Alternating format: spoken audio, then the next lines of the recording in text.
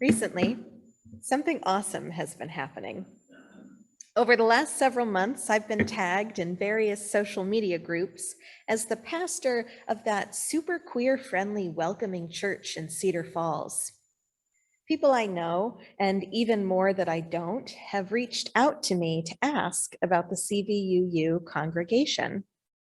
These are LGBTQ people seeking a community of faith they know will love, accept, and celebrate them in all of their divine queerness.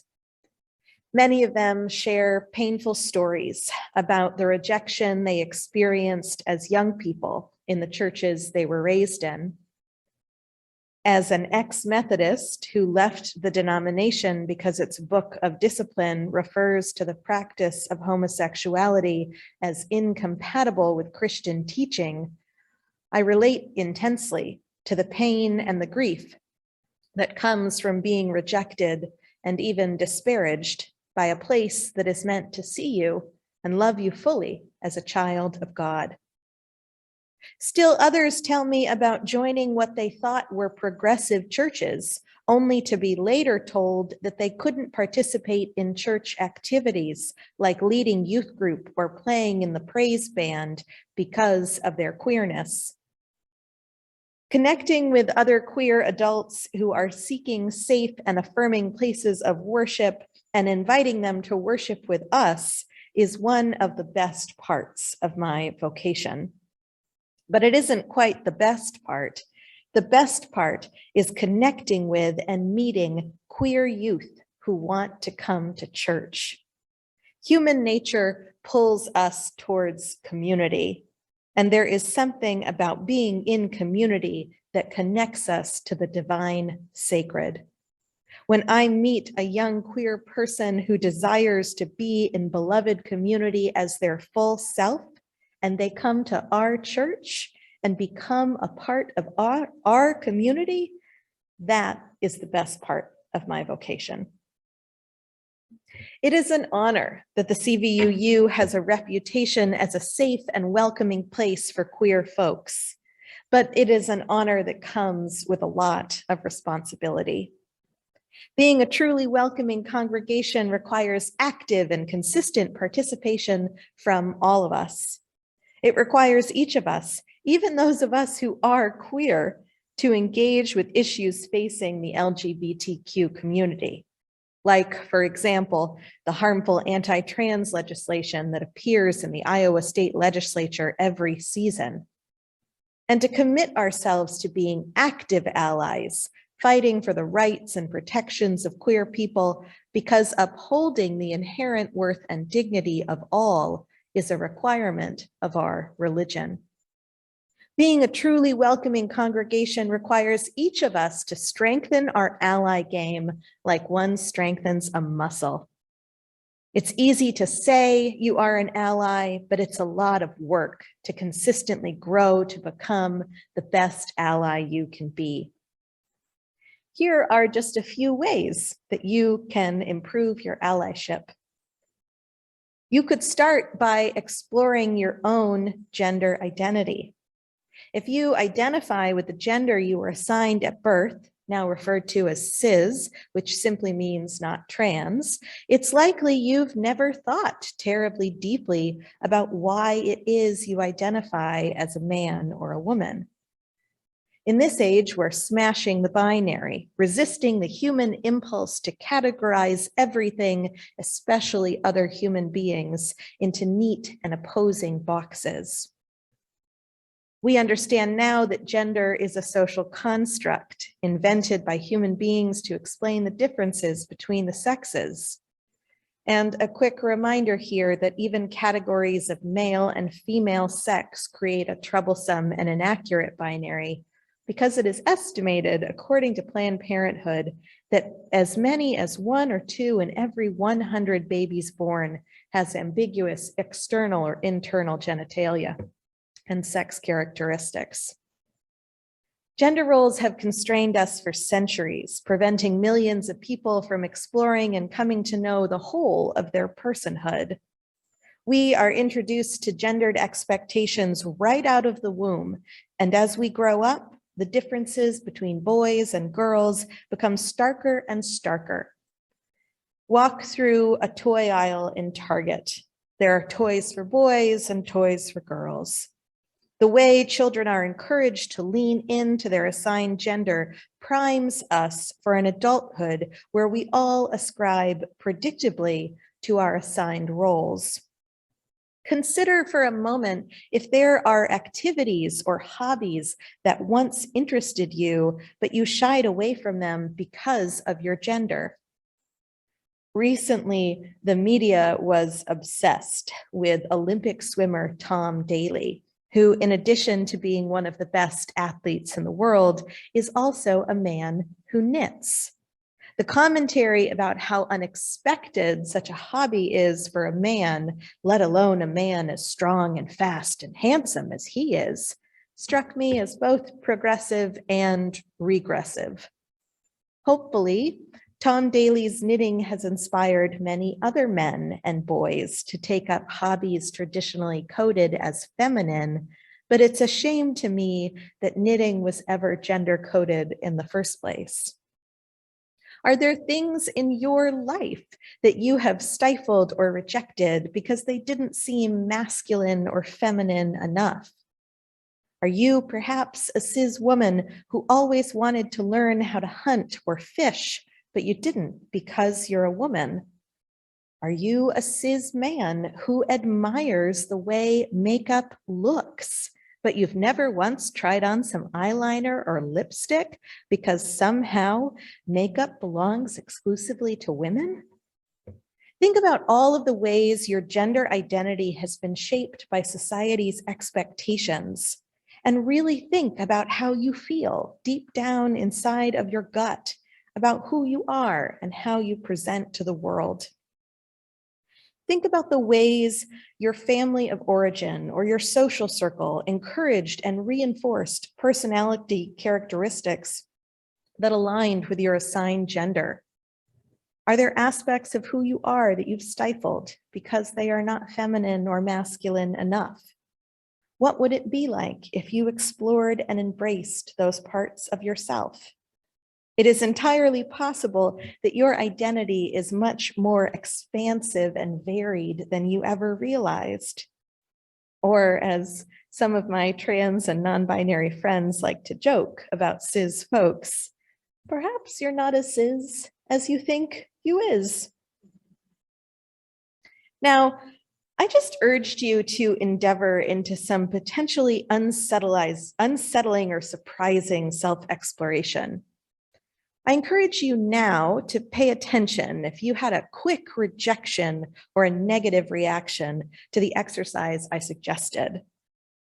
Does it feel somehow offensive to be encouraged to explore your own gender identity? Is it a suggestion you rejected out of hand, immediately asserting that you know all about gender roles and gender identity and there's nothing for you to explore? If that was your initial response, I'd encourage you to sit with that too. Confronting our own prejudices or biases is imperative to good allyship, even when, or perhaps especially when, it is uncomfortable to do so.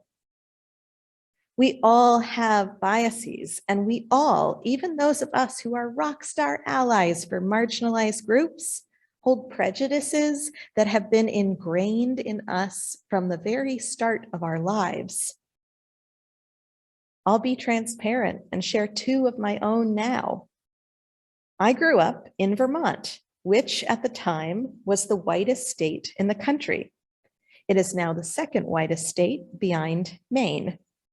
I know that growing up in a place with almost zero racial diversity impacted my understanding of racism. It wasn't until I got to graduate school in New Haven, Connecticut, that I began to truly confront my own internalized biases and prejudices. It is, of course, a lifelong process, but I needed to understand how the environment I grew up in impacted my ability to be truly anti-racist. I have also a person who is so proud and happy to be queer, struggled with my own internalized homophobia. The world tells queer people that we are doomed to lead miserable, isolated, ostracized lives. I understand now that that is a line, but when you are told from various sources that the very core of you is an abomination and you will never be happy, it can be very difficult to disentangle yourself from that narrative. Hear me now when I say this. I am gay, and I would never choose to be anything other than the queer lesbian that I am. This life is full of bone-deep joy and celebration and community and love and wholeness. But I had a lot of unlearning to do before I could really believe and really know that for myself.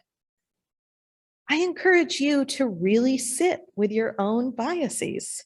Allow yourself to be uncomfortable so you can move beyond them to a place of better understanding and more authentic allyship.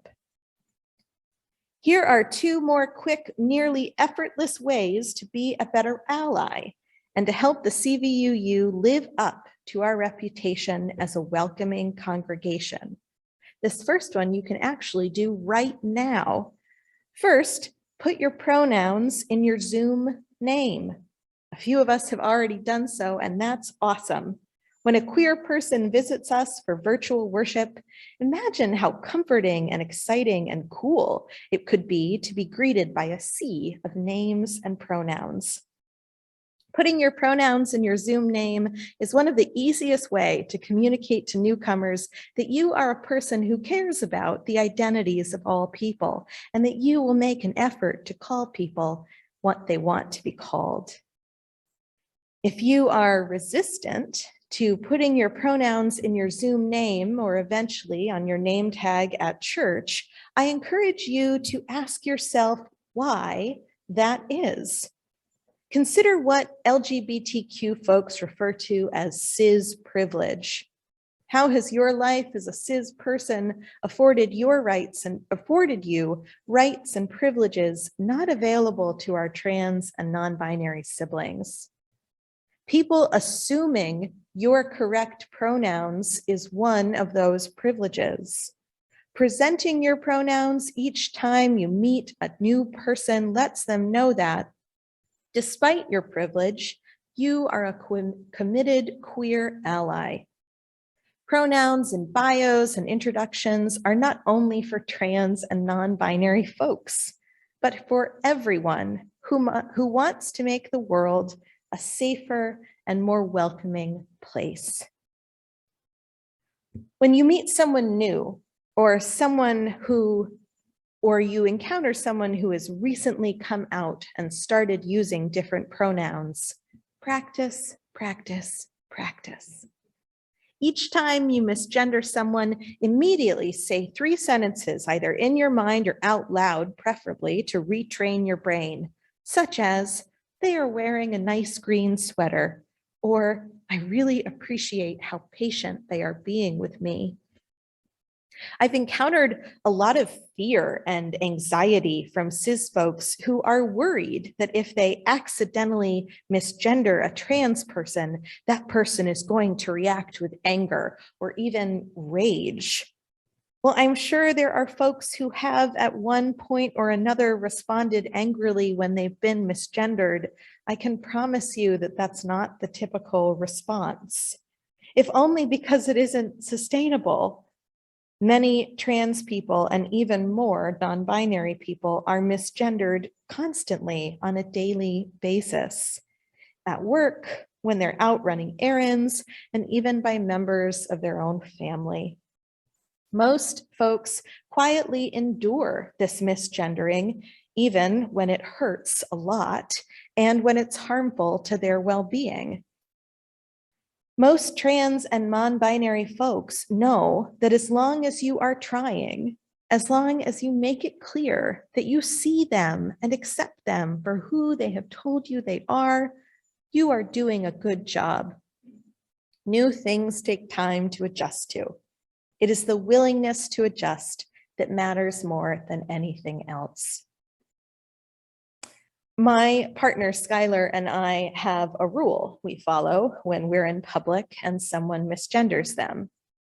When we're together, I am always the one who corrects misgendering. The amount of emotional labor required each time a trans person needs to correct their pronouns is intense and can be exhausting.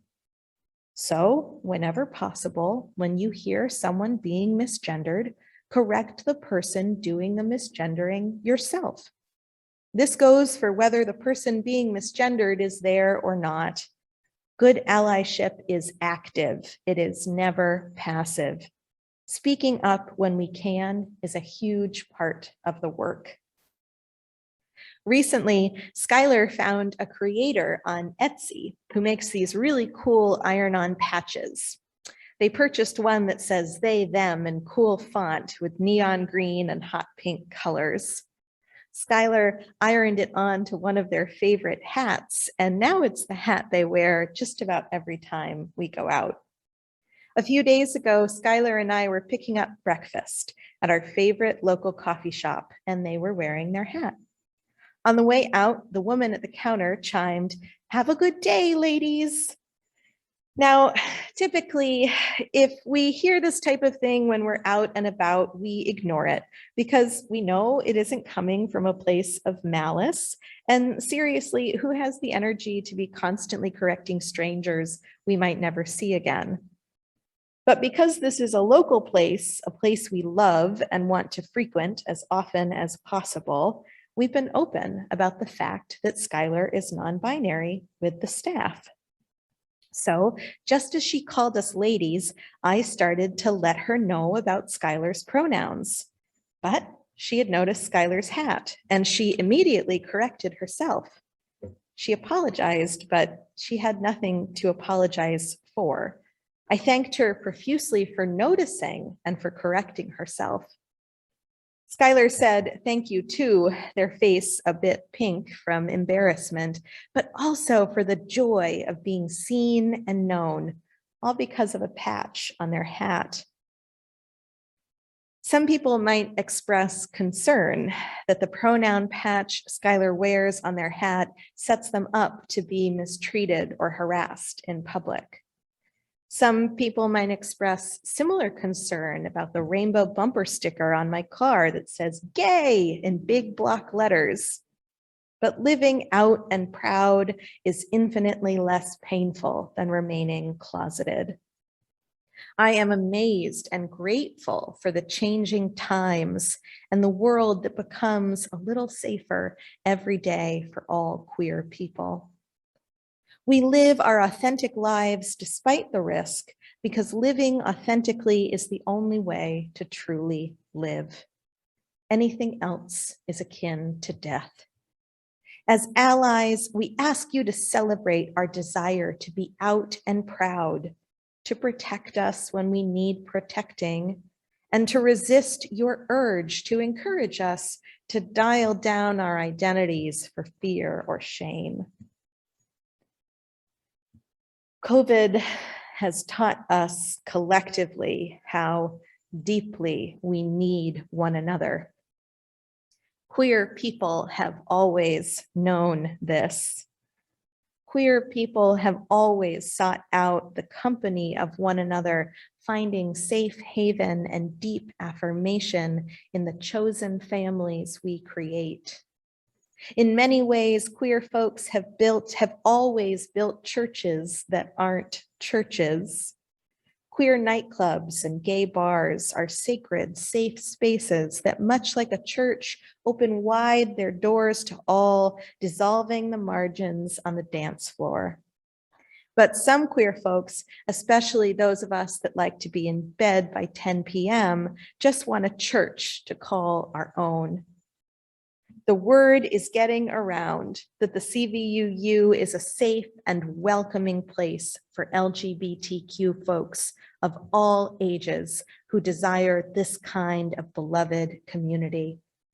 It is a deep honor and a huge responsibility to be a truly welcoming congregation. We have an opportunity to make space for queer folks yearning to heal from religious discrimination. We have a chance to welcome queer kids and to let them know that we believe not only in their inherent worth and dignity, but that their queerness makes them special, perhaps even divine. We are being called to live our values as Unitarian Universalists, to live up to our 7 principles and to create a better world for all. So let's do it. Amen and blessed be.